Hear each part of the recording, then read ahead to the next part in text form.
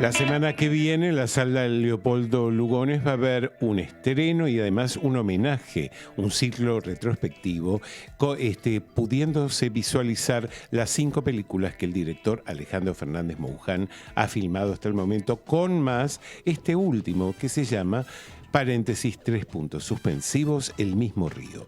Y está justamente con nosotros conectado a través de la plataforma de Zoom para poder hablar de esta y también de sus anteriores películas. Alejandro Fernández Mouján. Hola Alejandro, ¿cómo estás? Aquí Luis Kramer te da la bienvenida desde Punto Cero. ¿Qué tal, Luis?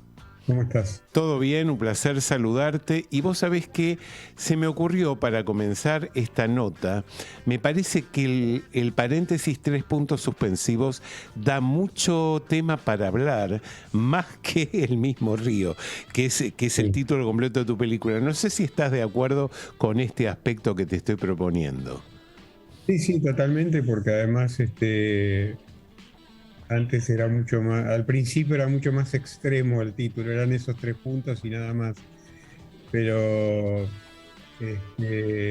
porque es como, bueno, no sé, puede tener muchas interpretaciones y cada uno puede hacer la interpretación que quiera y además qué sé yo, puede no ser, no sé, para alguno por ahí puede ser una cosa media rara, pero tiene que ver, por un lado, con una especie de como esos 3 puntos, viste, y con los paréntesis. Gracias. Es como que vos venís de otro lado, como que venís hablando de algo en un texto y bueno, y hay como ese paréntesis y que produce que bueno, que la frase que siguiente viene de algún lado y de alguna manera se puede pensar que esta película viene de otro lado, viene de otras películas, pero Sí. también puede ser un paréntesis de esos 3 años que me llevó a hacer la película, que fue Claro. como un paréntesis para mí. Vos sabés que Eh, para... Sí, perdón, pensé que habías sí, dale, dale. terminado. No, desde mi punto de vista me parece que estos 3 puntos suspensivos significan como una especie de fuera de campo, es decir, todo lo que no se puede ver de esta historia nuestra y de este río que ha transcurrido y que ha fluido a lo largo de tantos años de nuestra historia, y es más tal vez un homenaje a todo lo que no se puede ver que a lo que se ve, como si lo que se viera estuviera de alguna manera resignificando o representando todo aquello que no se puede ver.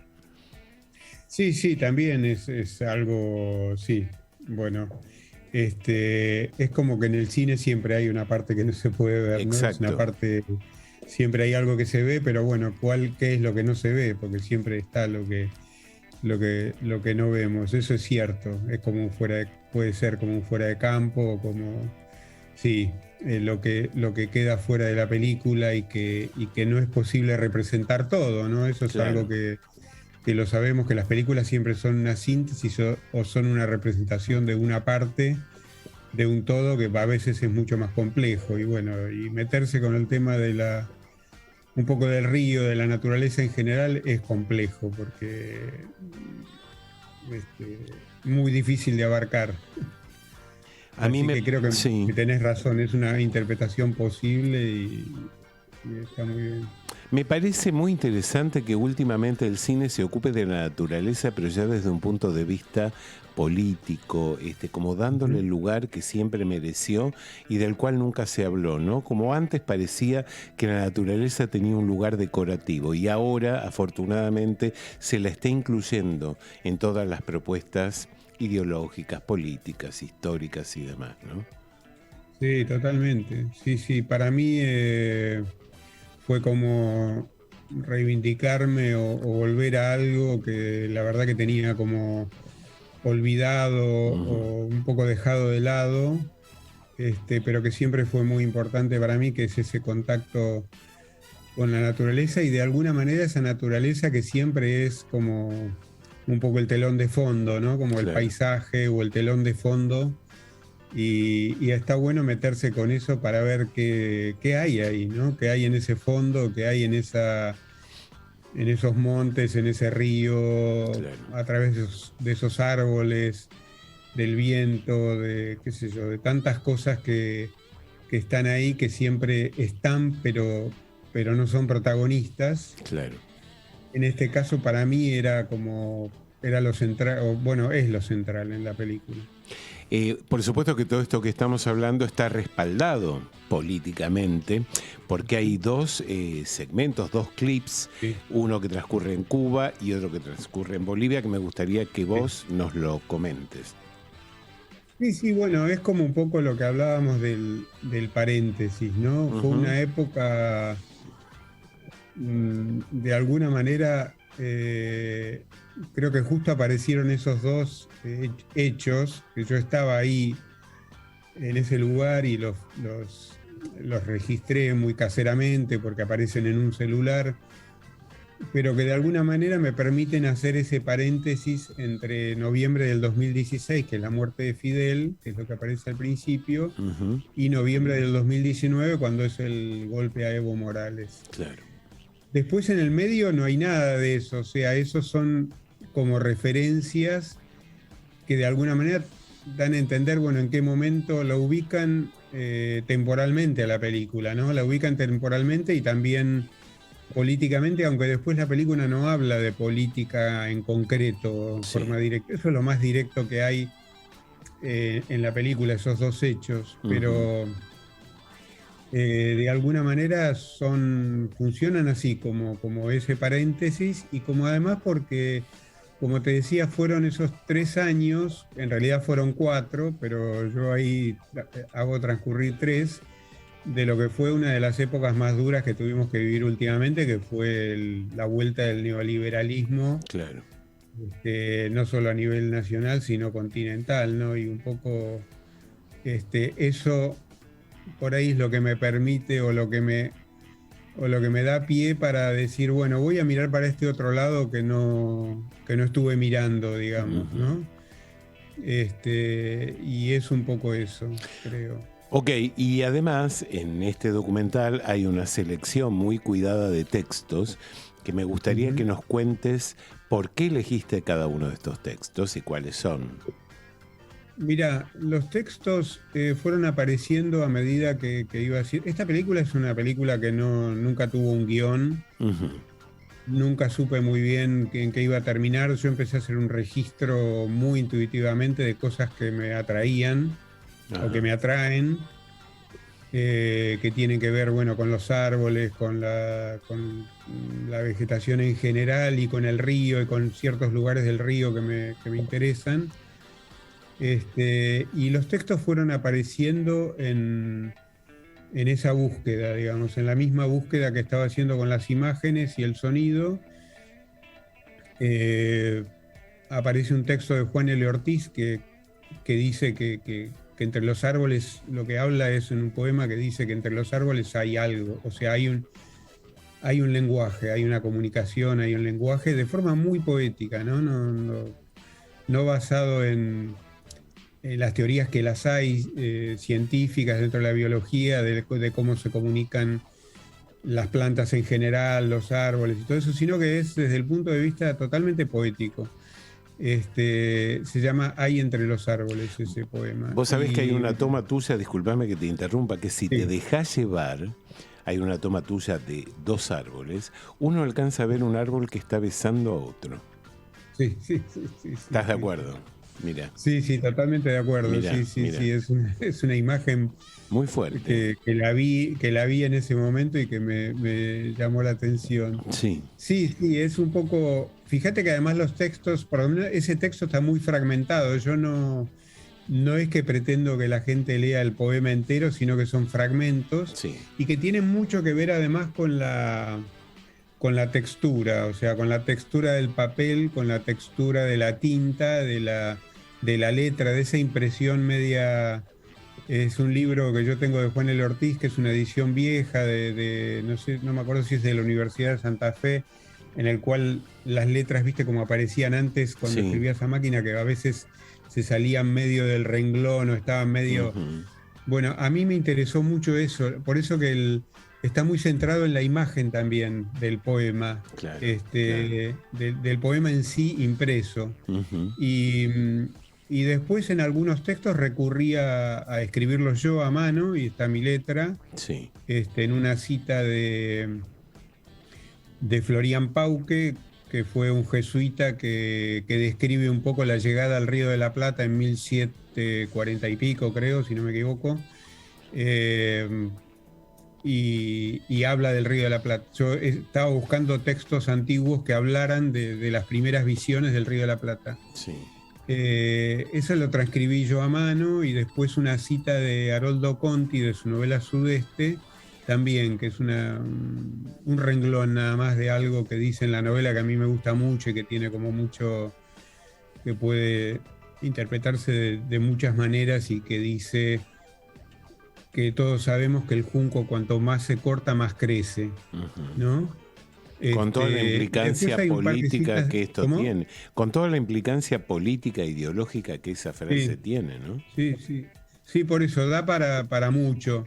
Sí. Y después hay unas citas de José Watanabe, que es un poeta peruano, que a mí creo que lo descubrí por esa época y quedé muy, muy enganchado. Y tiene que ver con lo que se está viendo, digamos. Para mí tiene bastante que ver. Son dos citas de dos poemas distintos.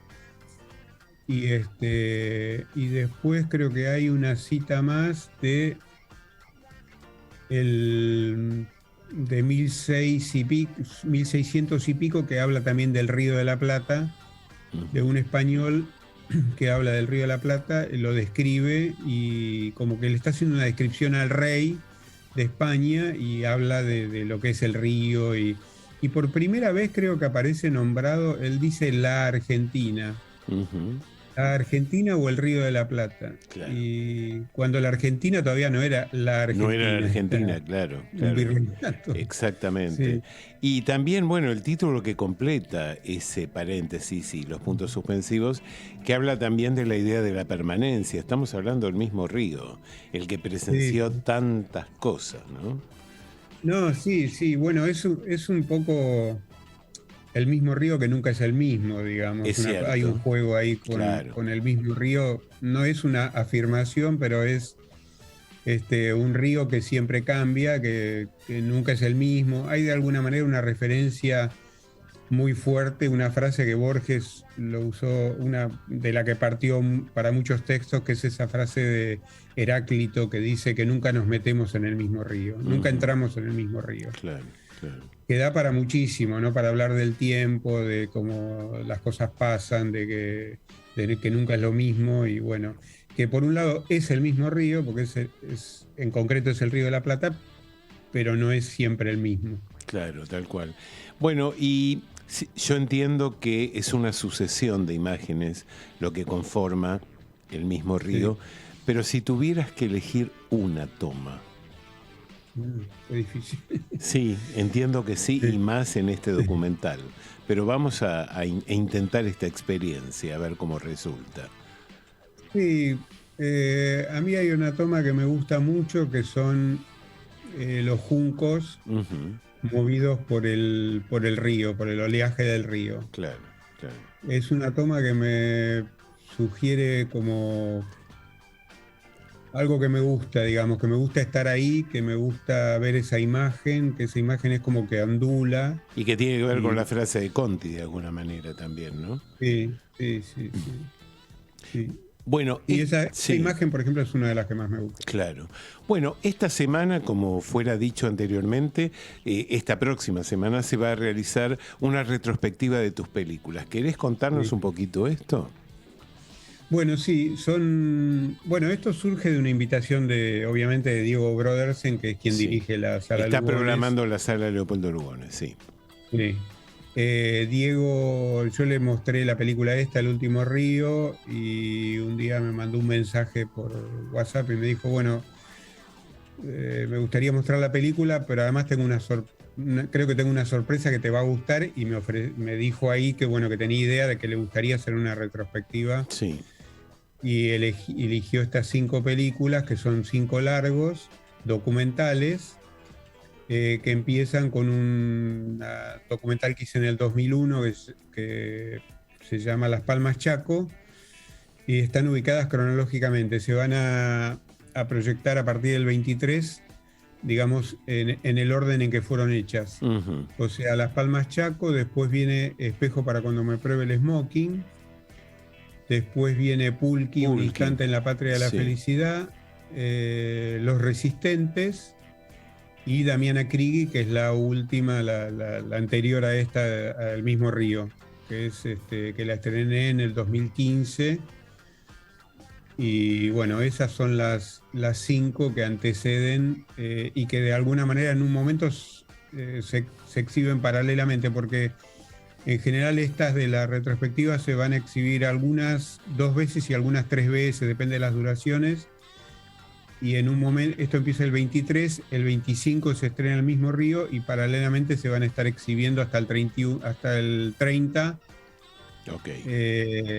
Y el 31 tiene una exhibición más, el mismo río. Perfecto.